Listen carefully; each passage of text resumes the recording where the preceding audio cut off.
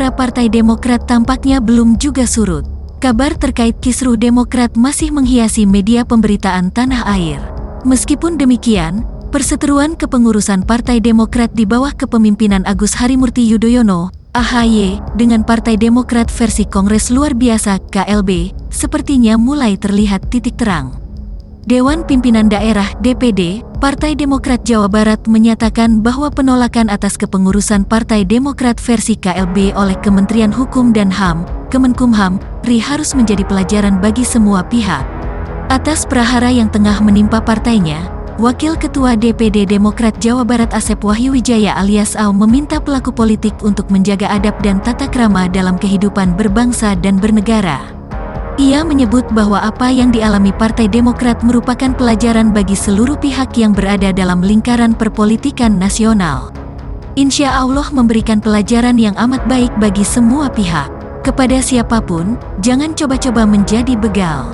Jaga adab dan tata krama dalam kehidupan berbangsa dan bernegara, kata Wakil Ketua DPD Partai Demokrat Jawa Barat Asep Wahyuwijaya alias AU. Ia bersyukur karena pemerintah telah jeli dan mengedepankan kaidah hukum lantaran telah membuat keputusan menolak kepengurusan Partai Demokrat Muldoko melalui KLB di Deli Serdang, Sumatera Utara beberapa waktu lalu. Penghargaan setinggi-tingginya kami sampaikan atas segala yang telah dikerjakan pemerintah dengan semestinya, ucapnya. Asep Wahyuwijaya alias AU menilai bahwa keputusan Kemenkumham tersebut menjadi preseden positif bagi keberlangsungan demokrasi di Indonesia, bahkan ia menyebut Partai Demokrat versi KLB sebagai begal politik. Saya menafsirkan bahwa sikap pemerintah yang secara tegas dan terang benderang menolak hasil KLB abal-abal di Deli Serdang. Sesungguhnya itu merupakan pernyataan diam-diam dari pemerintah atas forum di Deli Serdang itu merupakan pertemuan para begal politik, katanya. Kementerian Hukum dan HAM telah menolak berkas dokumen permohonan pengesahan kepengurusan Partai Demokrat Kubu Muldoko atau KLB Deli Serdang, Sumatera Utara. Pernyataan penolakan tersebut disampaikan secara langsung oleh Menteri Hukum dan Hak Asasi Manusia Yasona Laoly.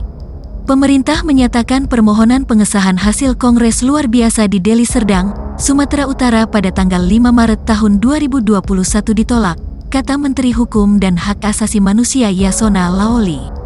Diketahui sebelumnya, Yasona mengumumkan keputusannya dalam konferensi pers yang digelar secara virtual. Yasona didampingi Menko Polhukam Mahfud MD dan Dirjen AHU Kemenkumham Cahyo R. Muzar. Keduanya duduk di sisi kanan dan kiri Yasona. Mula-mula Yasona menceritakan kronologis prahara Partai Demokrat berproses secara administrasi di kementeriannya. Antara lain, dengan masuknya surat permohonan pengesahan hasil Kongres Luar Biasa, KLB, Deli Serdang yang diteken Muldoko dan Joni Allen Marbun tanggal 15 Maret tahun 2021 itu diterima Kemenkumham tanggal 16 Maret tahun 2021. Setelah surat tersebut masuk, Kemenkumham melakukan pemeriksaan verifikasi. Hasilnya, berkas Muldoko C kurang lengkap. Pihaknya lalu menyurati Muldoko untuk melengkapinya. Pada tanggal 29 Maret pihak KLB Deli Serdang menyampaikan beberapa tambahan dokumen, jelas Yasona.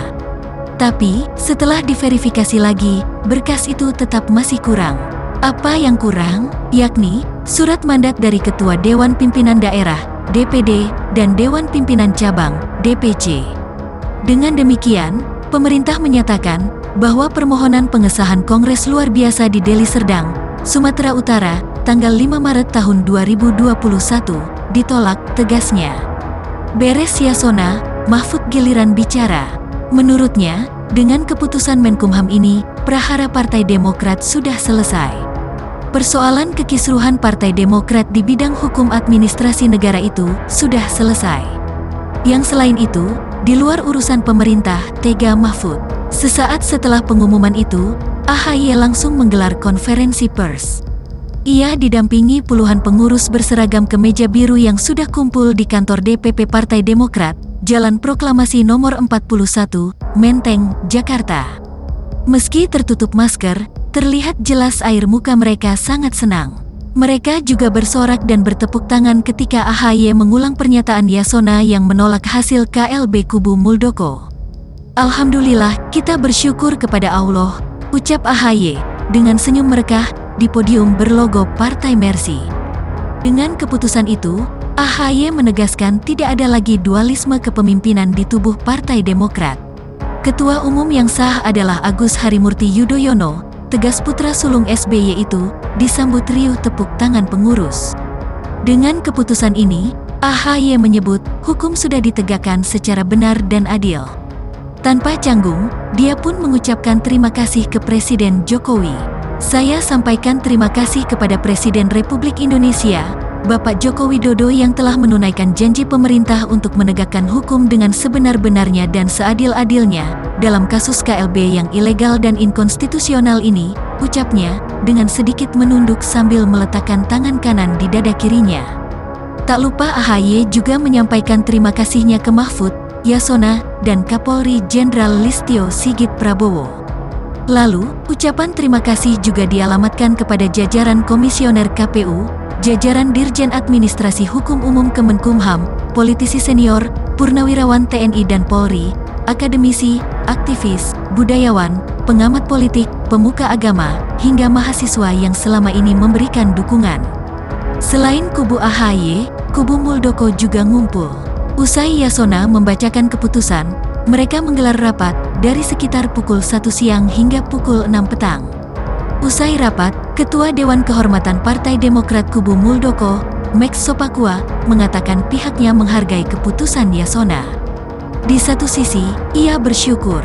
Setidaknya, keputusan itu bisa menghapus prasangka buruk yang selama ini dialamatkan ke Presiden Jokowi. Maka terhapus sudah pemikiran dari kelompok AHY bahwa pemerintah intervensi, kata Max, tadi malam. Tapi, kata Max, keputusan itu bukan akhir. Pihaknya masih akan berjuang agar Demokrat hasil KLB Deli Serdang bisa diakui. Ini masih babak pertama. Kita masih punya babak kedua dan ketiga, sambungnya. Apa babak selanjutnya? Max menyebut pihaknya akan membawa ke jalur pengadilan. Baik di Pengadilan Negeri, PN, maupun di Pengadilan Tata Usaha Negara, PT-UN. Kita masih punya peluang untuk bicara di pengadilan, sebut dia. Mantan anggota DPR 2 periode dari Partai Demokrat ini mengakui kekalahan mereka di Kemenkumham. Kekalahan itu baginya adalah modal penting untuk bangkit meraih kemenangan. Orang yang menang adalah yang pernah mengalami kekalahan dan bangkit lagi untuk mencapai kemenangan, ucap Max. Lalu, bagaimana nasib Muldoko? Pengamat politik Lembaga Ilmu Pengetahuan Indonesia, LIPI, Siti Zuhro menyebut dari sisi pemerintahan, posisi Muldoko sebagai kepala staf kepresidenan menjadi di ujung tanduk. Sebab, Muldoko tidak melapor kepada Jokowi soal keikutsertaan di KLB. Namun, dari sisi politik, Muldoko ces belum tamat. Mereka bisa saja mendirikan partai sendiri. Seperti yang dilakukan Fahri Hamzah dan Anies Mata dengan Partai Gelora, ucapnya.